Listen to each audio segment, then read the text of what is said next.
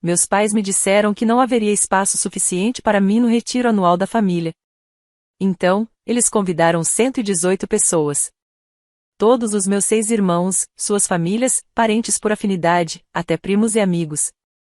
Eu não disse uma palavra. Em vez disso, tomei uma atitude. 9 horas depois, minha mãe estava gritando. E aí, como foi o retiro? Perguntou minha amiga Mia, como se estivesse comentando sobre o tempo. Eu pisquei. Que retiro? Ela deu uma risadinha e inclinou a cabeça. A irmã dela tinha postado sobre isso. Parecia incrível. Camisas combinando e tudo. Ela pegou o celular e me mostrou uma foto tirada de cima. Uma imagem feita por drone, claramente. Um resort enorme às margens de um lago. 118 pessoas posando em fileiras perfeitas, como se estivessem tentando bater um recorde mundial de reunião familiar. Uma faixa estendida no centro, Retiro Anual da Família, 2025. Reconheci todos os rostos. Meus pais bem na frente, meus 6 irmãos, seus parceiros, os filhos deles, alguns primos que eu não via há anos, até parentes do meu marido. Tudo tinha sido planejado com detalhes. Havia um esquema de cores. Crachás plastificados. Todo mundo lá menos eu. Ah, murmurei, forçando um sorriso. Tecnicamente eu não fui. Mia piscou. Ah, entendi. Ela começou a dizer algo mais, mas eu apenas dei de ombros e tomei um gole de vinho. Não parecia valer a pena explicar. Não ali. Não com 6 pessoas discutindo leite de aveia e promoções de viagem na mesa. Não com os espetinhos de camarão ainda circulando, como se tudo estivesse normal. Então fiz o que aprendi a fazer há anos. Sorri. Assenti. Ri de uma história que nem estava ouvindo de verdade. Fiz contato visual e inclinei a cabeça. Estava calma. Meu coração, por outro lado, batia como se tivesse acabado de lembrar de algo urgente. 10 minutos depois, pedi licença e fui ao banheiro. A luz do corredor zumbia lá no alto. Fechei a porta, tranquei com cuidado e me sentei na beirada da banheira. Cheirava a sabonete de lavanda e gel de cabelo de alguém. Peguei o celular. Primeiro, abri o Instagram. Havia fotos, dezenas. Almoços à beira do lago, noites ao redor da fogueira, meus irmãos segurando os filhos no colo, minhas irmãs com vestidos de verão e chapéus com o nome da equipe do retiro. Uma foto dos meus pais dançando devagar sob luzes penduradas. Alguém claramente coordenou tudo aquilo. Deviam ter feito uma planilha. Não foi algo espontâneo. Chequei os stories da minha irmã. Até hashtag tinha, hashtag retiro para reconectar. Foi aí que me lembrei do telefonema. Algumas semanas antes, perguntei à minha mãe, sem rodeios. Ei, vamos fazer alguma coisa este ano pro retiro? Ela parecia apressada. Estamos mantendo tudo bem simples, disse. Não tem espaço para todo mundo. Tá apertado, né? Na hora, nem pensei muito sobre isso. Ela disse que o lugar era bem arejado. E, como toda filha do meio bem treinada, fui condicionada a não insistir. A não ocupar espaço. Então, não fiz mais perguntas. Não pedi datas. Não perguntei quem ia. Presumi que, se algo acontecesse, eu saberia. Continuei rolando a página. 118 pessoas. Uma foto de grupo onde a minha ausência se destacava como um dente faltando. E o mais ridículo de tudo, não era a primeira vez. Quando eu tinha 10 anos, teve uma festa de aniversário de um primo, ficou cheia demais para mim. Aos 15, descobri que a família passou o fim de semana em uma casa no lago. Meu nome não estava na mensagem do grupo. E uma vez, lembro de ter ajudado a montar as sacolas de lembrancinhas para um desses retiros. Fui eu quem distribuiu aquelas camisetas ridículas. E mesmo assim, ainda me surpreendi. Ainda estava esperançosa, eu acho. As lágrimas vieram rápidas, silenciosas, contidas. Eu não chorei de verdade, teria parecido dramático demais. Não, eram aquelas lágrimas que escorrem antes mesmo de você perceber que começaram. Não fazem barulho suficiente para serem ouvidas, só o bastante para queimar. Houve uma batida na porta do banheiro. Tá tudo bem? Era a voz da Mia. Engasguei. Sim. Coisa do estômago. Já tô saindo. Ela fez uma pausa. Quer que eu pegue alguma coisa pra você? Não, tô bem. Obrigada. Fiquei ali, imóvel, por mais 1 minuto. Depois me levantei, lavei o rosto e tentei reparar os danos. O rímel tinha borrado um pouco. Limpei os olhos com um pedaço de papel higiênico que se desfez na hora e acabei rindo de mim mesma. No espelho, eu não parecia nem brava nem triste, só vazia. Endireitei os ombros e me forcei a sorrir. Não um sorriso caloroso nem falso. Apenas suficiente. O bastante para passar despercebida. E então voltei para o corredor como se meu estômago não tivesse acabado de despencar. O jantar seguia animado. Alguém ria. Alguém abria uma garrafa de vinho. Alguém explicava o melhor jeito de assar couve-flor. Me sentei de novo, aceitei a sobremesa, sorri e segui com o teatro. Ninguém percebeu, mas algo tinha mudado. Algo profundo. Não precisei explicar o que eles fizeram. Nem precisei perguntar o porquê. Eu não sabia ainda, mas estava a 24 horas de fazer algo que mudaria tudo. Eu costumava pensar que solidão era o que acontecia quando você não tinha ninguém por perto. Mas descobri que é bem pior quando você está cercada de gente, até da própria família, e mesmo assim se sente como uma visita indesejada na própria vida. Sou a número 4 entre 7. Isso nem é ser filha do meio, é ser mediana. Do tipo que a gente esquece no posto de gasolina.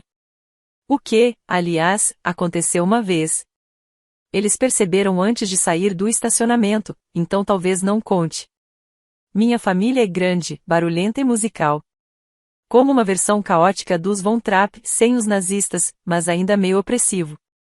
Todo mundo canta. Alguns tocam instrumentos. 2 seguiram carreira na música. Nossos jantares em família tinham harmonia vocal. Shows de talentos eram obrigatórios. As apresentações de grupo eram filmadas e postadas no YouTube. Eu sou surda. Não sabia disso por um tempo. Achava que era normal. Cantava no chuveiro, cantarolava no carro. Até que, um dia, com os 7 anos, cantei parabéns pra você no aniversário, e minha irmã mais velha fez uma careta como se eu tivesse enfiado uma flauta na costela dela. Clara, por favor, ela disse. Você tá desafinando tudo.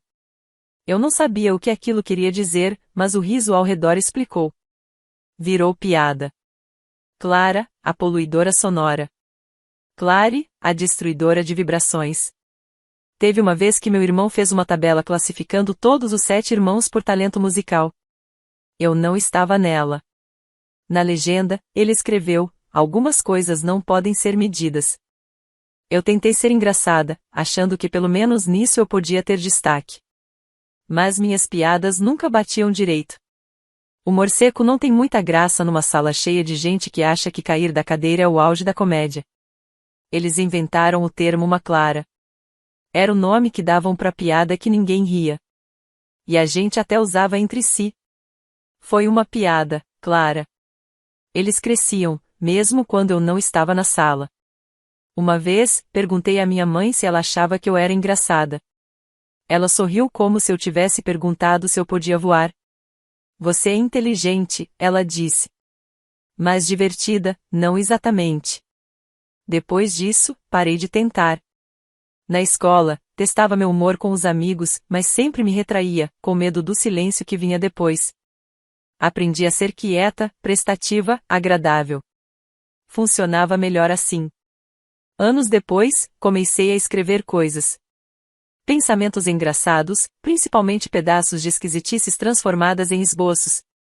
Observações que me faziam rir sozinha. Ainda não me via como alguém engraçada, só como alguém tentando entender porque as coisas nunca pareciam se encaixar. Então, um dia, resolvi apresentar esses textos. Nada demais. Uma noite de microfone aberto num bar local. Lugar pequeno, iluminação ruim, microfone chiando se você respirasse muito forte. Mas o público riu. Não por educação, não por pena. Riu mesmo. Daquelas risadas de surpresa, sinceras. Fiquei viciada na hora. Levei meses até contar para alguém da minha família. Nessa altura, eu já estava me apresentando com certa frequência. Nada viral, nada grande. Mas com gente de verdade, risadas de verdade, apresentações reais. Parecia algo que finalmente fazia sentido. Lembro até hoje do dia em que mencionei. Estávamos sentados depois do jantar, meu pai recontando a mesma história de sempre. Todo mundo desempenhando seu papel como sempre. Pigarreei. Então, eu tenho feito umas apresentações de comédia. Eles piscaram para mim como se eu tivesse falado em outra língua. Minha irmã mais nova sorriu, sério? Então manda uma aí. Expliquei que me apresentava num clubezinho no centro. Meu irmão riu de verdade. Você? No palco. Bom, não é um estádio, respondi. Mas tem um chão pegajoso e cerveja vencida. Serve como palco. Riram de novo. Não foi cruel. Foi aquele riso que você solta quando alguém diz que vai virar astronauta aos 30 anos. Você nunca foi engraçada, disse minha mãe, com carinho. Mas é fofo. É bom ter um passatempo. Quis acreditar que era só surpresa. Que, se me vissem se apresentando, entenderiam. Que ficariam orgulhosos. Talvez até mudassem a forma como me viam. Talvez eu deixasse de ser a sem graça da família. Então, eu os convidei.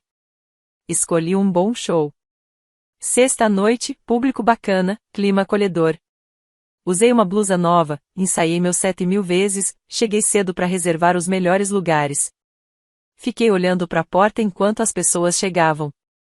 Alguns conhecidos acenaram. Alguém elogiou meus sapatos. A sala foi enchendo devagar, mas de forma constante. E eu segui olhando para a porta, até que o anfitrião chamou meu nome. Ninguém apareceu. Olhei a sala mais uma vez enquanto caminhava até o palco. Nenhum rosto familiar. Aquilo me atingiu mais do que eu queria admitir. Não foi como um soco. Foi como um vácuo. Como se todo o ar da sala tivesse decidido estar em outro lugar. Mas eu sorri. Comecei com uma piada leve. Funcionou. Encontrei meu ritmo. E arrasei. Naquela noite, alguém me disse que não ria daquele jeito há meses. Outro perguntou onde podia me encontrar online. Era para eu estar orgulhosa. Mas tudo em que eu pensava era na terceira fileira. No lugar vazio que eu tinha reservado para minha mãe. Alguém disse uma vez que a vida de um comediante é fazer os outros rirem enquanto você chora por dentro. Naquela noite, isso pareceu especialmente verdadeiro. Depois disso, parei de convidá-los. Não por mágoa. Por autopreservação. Eles nunca mais perguntaram sobre isso. De vez em quando, alguém mencionava uma nova música que tinham lançado. Ou um primo que conseguiu uma turnê. E alguém soltava, a Clara tem o lado cômico dela. Como se eu estivesse tricotando chapéus para esquilos. Eu ainda sorria. Concordava. Ria das piadas deles. Mas por dentro, alguma coisa tinha mudado. Parei de esperar que eles aparecessem. Parei de esperar que a piada fosse qualquer coisa além de mim. Não planejei fazer isso. Essa é a parte engraçada. Ou a parte irônica. Ou talvez só, a parte humana. Depois que descobri sobre o retiro, aquele que toda a minha família foi, enquanto eu fiquei em casa comendo sobras e fingindo não me importar, voltei para casa, abri o laptop e fiquei encarando o cursor piscando por uns 20 minutos. Então escrevi alguma coisa. Não era meu tipo normal de piada. Não tinha polimento, nem punchline. Era só, honesto. Na noite seguinte, me apresentei no clube. A ideia era fazer meu material de sempre, histórias bizarras de encontros, minha teoria de que leite de aveia é basicamente papelão líquido, e meu ódio por quem diz vamos voltar ao assunto, que deveria ter um cantinho reservado no inferno. Mas quando chamaram meu nome, deixei as anotações na bolsa. Subi no palco com outra coisa. A maioria dos comediantes, eu disse no microfone, entra no stand-up porque a família ria das suas piadas. Eu entrei porque a minha família nunca riu das minhas. Na verdade, eles criaram uma categoria só pra isso. Clare, uma piada. Tipo piada de pai, só que mais maldosa. E aparentemente contagiosa. O público riu. Então continuei. Na minha casa, contar uma piada ruim não era só um erro. Era um escândalo. Eu devia ter virado tema de documentário, a garota que não era engraçada. Essa arrancou aplausos. Falei sobre como todos os meus irmãos sabiam cantar. Até as crianças pequenas da família tinham ritmo. E eu? Eu era integrante designada da plateia. Animadora oficial. Sem entusiasmo. Aí contei, semana passada, meus pais disseram que não havia espaço suficiente para mim no retiro anual da família. Então eles convidaram 118 pessoas. A sala reagiu com aquele coletivo, meu tipo de risada favorita. Deixei no ar por um segundo. Então acho que não era falta de espaço no resort. Era falta de espaço na ideia que eles têm de quem pertence lá. Saí do palco com aplausos de pé. Mas não me senti triunfante. Me senti como se tivesse arrancado uma farpa que estava apodrecendo dentro da pele fazia anos. Doeu.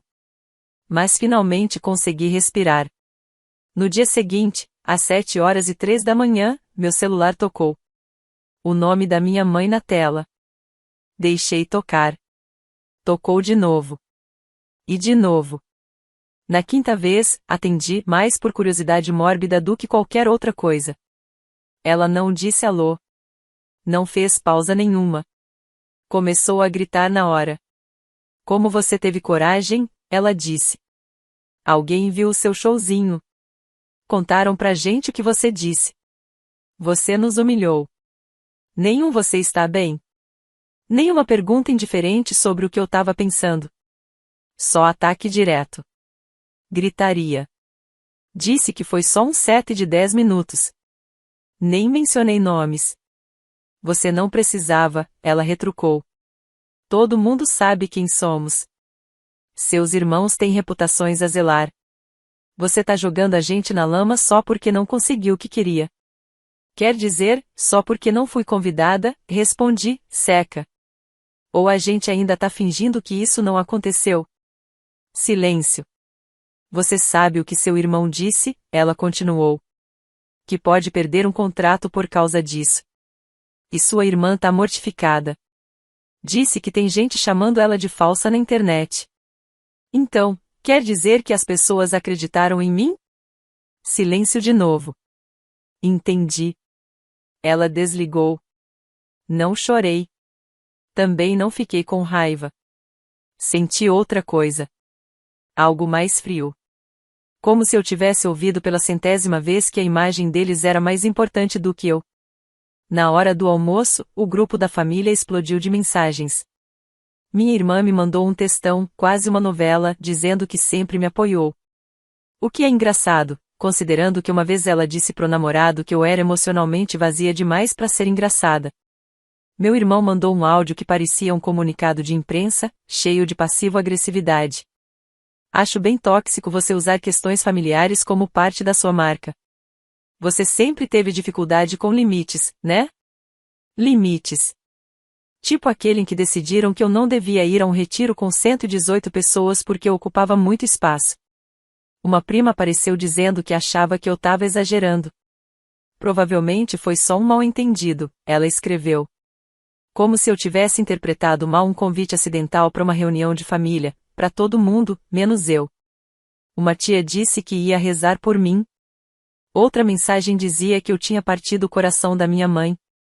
E aqui está o ponto, uma parte de mim queria explicar, esclarecer, dizer. Ei, eu não estava tentando machucar ninguém. Eu só estava tentando, finalmente, dizer a verdade. Mas a verdade é que eles não estavam pedindo explicações. Estavam me pedindo silêncio.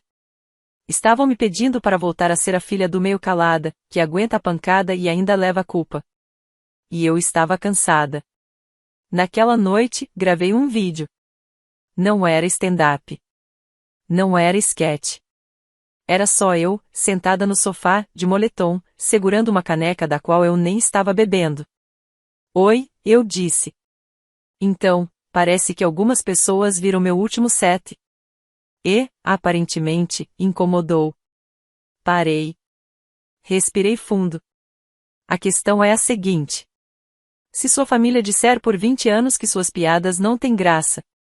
E então, numa noite qualquer, centenas de estranhos rirem até chorar. Você tem todo o direito de falar sobre isso. Você tem o direito de se curar do jeito que conseguir. Eu não gritei. Não citei nomes. Nem precisei. Só disse a verdade. Durante muito tempo, achei que era a pessoa menos engraçada do planeta. Porque a minha família dizia isso. Aí subi num palco, e as pessoas riram. Riram de mim, por minha causa, comigo. E percebi que eu não era sem graça. Eu só não era o tipo de engraçado que eles reconhecem. E talvez tudo bem. Olhei para a câmera. Além disso, acrescentei: se você organiza um retiro para 118 pessoas e diz que não tem espaço para sua própria filha, talvez não deva agir chocado quando ela comenta sobre isso no palco. Postei. Fechei o laptop. E, pela primeira vez em muito tempo, não senti que precisava me preparar para a reação de ninguém. Só fiquei ali, esperando. O vídeo não caiu de paraquedas. Explodiu. Postei à meia-noite, achando que talvez pegasse algumas milhares de visualizações. Quem sabe até viralizasse. Subestimei o quanto as pessoas amam uma boa dose de honestidade seca e implacável, dita de moletom. Ao meio-dia, já tinha passado de 300 mil visualizações. Às 6 da tarde, eu era trending topic com a hashtag #Clarede6. Na manhã seguinte, tinha batido 500.000. E aí, quando abri a porta para buscar um café, lá estavam eles. Meus pais. 2 dos meus irmãos. Parados na minha varanda, como se eu fosse o chefe final de um videogame. Para o qual eles nunca se deram ao trabalho de upar. Você precisa tirar aquilo do ar, disse meu pai, sem nem dizer oi. O rosto dele estava vermelho. Minha mãe calada, visivelmente tremendo. Meu irmão, vamos chamá-lo de Chad, porque claro que é Chad. Estava de braços cruzados, posando como se fosse capa de um panfleto sobre disciplina. Você humilhou essa família, disse minha mãe. Você fez a gente virar piada. Eu não fiz piada de vocês, respondi, tranquila. Vocês fizeram. Eu só coloquei em formato de piada. Chad deu um passo à frente. Você não pode sair postando essas coisas assim, sem consequência. É difamatório. Engraçado, você não parecia se importar quando eu convidava para meus shows e ninguém aparecia, retruquei. Mas agora, de repente, vocês viraram fãs? Viemos aqui para conversar com você, disse meu pai, desviando o olhar para o quintal do vizinho. Podemos entrar? Não, respondi seca. E só para avisar, se alguém levantar a voz, eu vou gravar e postar. Eles piscaram como se tivessem levado um choque. Você tá ameaçando a própria família, minha mãe engasgou. Não, eu disse. Eu tô me protegendo das mesmas pessoas que me tiraram de um retiro para 118 pessoas. E depois ficaram indignadas porque mencionei isso no palco. Chad murmurou alguma coisa entre dentes. Peguei o celular e abri a câmera. Eles recuaram como se eu tivesse puxado uma arma. Já deu, eu disse. E fechei a porta. Eles ficaram ali por mais alguns segundos. Espiei pelo olho mágico. Minha mãe parecia que ia gritar. Meu pai parecia querer desaparecer. Chad parecia pronto para processar alguém. O que acabou sendo profético, porque 3 dias depois, eu recebi uma carta judicial. Quer dizer, judicial é um elogio. Era digitada em Times New Roman, com espaçamento todo torto. E mais erros de digitação do que e-mail de golpe com o assunto. Preocupação familiar urgente. Veio do Chad. Aparentemente, ele decidiu escrever uma carta de cessar e desistir, exigindo que eu tirasse o vídeo do ar imediatamente. Ou enfrentaria consequências legais por deformação. Sim. Ele escreveu deformação. Nem sabia se ficava ofendida ou impressionada. Para esclarecer, Chad é formado em Direito. Mas é Direito Comercial Internacional. Hoje, ele trabalha com conformidade corporativa. Numa empresa de logística. A coisa mais agressiva que ele já processou. Provavelmente foi uma cadeira de escritório quebrada. Eu não respondi a carta. Fiz um vídeo. Não citei nomes. Não mostrei o documento. Só li em voz alta uma versão totalmente fictícia. De uma carta jurídica, com erros de digitação hilários. E uma trilha sonora dramática para dar um toque especial. Pediram para eu tirar meu vídeo do ar, eu disse na narração. Porque, aparentemente, dizer que não fui convidada. Pro retiro da minha própria família agora é crime federal. Em algum lugar, a primeira emenda tá chorando. Postei o vídeo numa quinta-feira. Na sexta, já estava com 900 mil visualizações.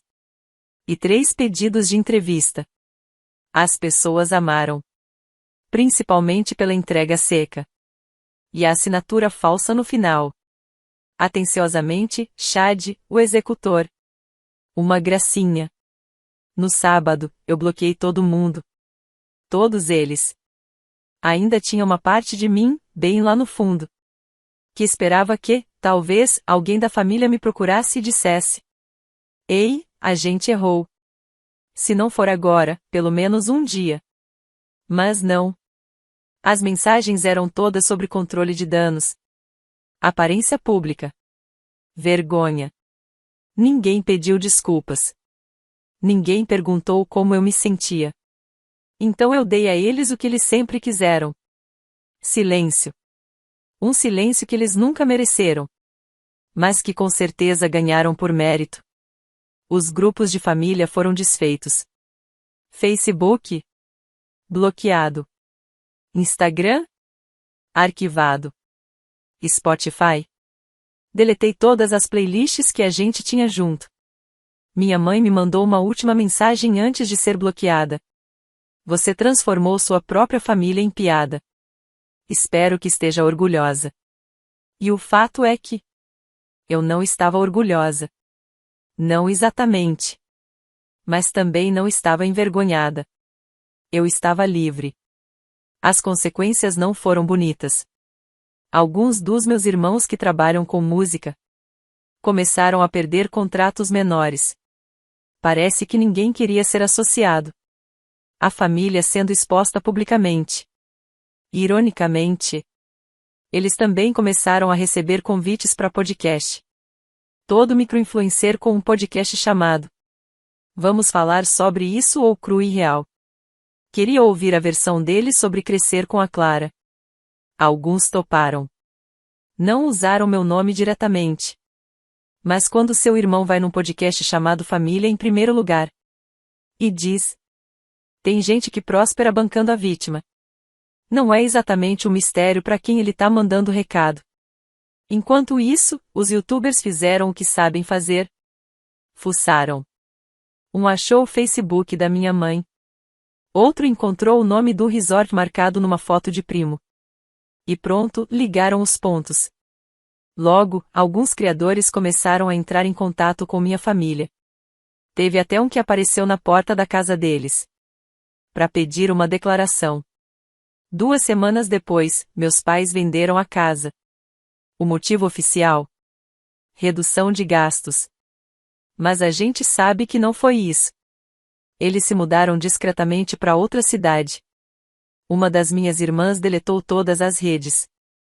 Outro postou uma declaração vaga sobre dar um tempo da vida pública. Eu não disse uma palavra. Não comemorei. Não fiz festa. Continuei fazendo meus vídeos. Não sobre eles. Pelo menos, não diretamente. Só histórias, observações. Coisas que fazem as pessoas se sentirem vistas. Que fazem rir. E quando comecei a ler os comentários, vi algo que eu nunca entendi quando era criança.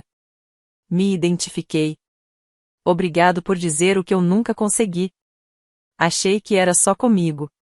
E, pela primeira vez, eu não me senti sozinha. Não me senti um erro. Nenhuma piada da Clara. Só Clara. E isso, já era o suficiente. 1 ano depois. Ainda não tenho contato com minha família. E, sinceramente, não sinto falta do barulho. Hoje eu tenho amigos de verdade. Gente que ri comigo. Não de mim. Gente que me vê. E a comédia? Decolou. Larguei meu emprego, comecei a viajar em turnê. E, pela primeira vez, eu acordo feliz com o que faço. As pessoas vêm falar comigo depois dos shows. E dizem: achei que fosse só eu. Nunca é. Às vezes ainda me pergunto: será que eu fiz a coisa certa? Ou fui longe demais? Me conta nos comentários. E se quiser mais histórias como essa, não esquece de se inscrever no canal e ativar o sininho.